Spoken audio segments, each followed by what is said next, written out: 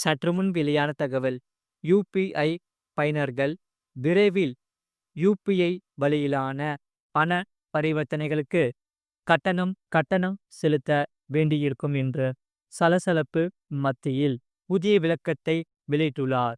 உண்மையில் இந்த சலசலப்பை கடந்த ஜூலை மாத இறுதியில் இந்திய ரிசர்வ் வங்கியின் ஆளுநர் விரைவில் கட்டண சேவையாக மாறும் யுபிஐ வழியாக பண பரிமாற்றம் செய்ய கட்டணம் வசூலிக்கப்படும் என்பதை சூதகமாக கூறியிருந்தார். அந்த வகையில் யுபிஐ சேவையில் நிலைத்தன்மையை பராமரிக்க யாராவது பணம் செலுத்த வேண்டியிருந்தார்.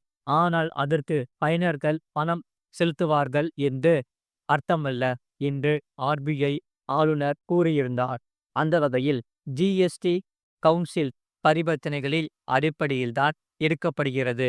அத்தகைய பரிவர்த்தனை எதுவும் வரவில்லை என்றும் அவர்கள், அதாவது 2000க்கும் மேல் யுபிஐ பேமெண்ட் செய்தால் ஜிஎஸ்டி விதிக்கப்படும் என்கிற எந்த விதியும் அமலுக்கு வரப்போவதில்லை என்று நிதி அமைச்சகத்தின் இணை அமைச்சர் கூறியுள்ளார். ஜிஎஸ்டி கவுன்சிலின் பரிந்துரைகளில் அடிப்படையில்தான் தீர்மானிக்கப்படுகிறது. இதனால் அப்படியான ஜிஎஸ்டி கவுன்சிலிடம் இருந்து 2000 மதிப்பிலான யுபிஐ பண பரிவர்த்தனைக்கு ஜிஎஸ்டி வரி விதிப்பு குறித்து எந்த வார்த்தையும் இல்லை என்று சொல்லப்பட்டுள்ளது.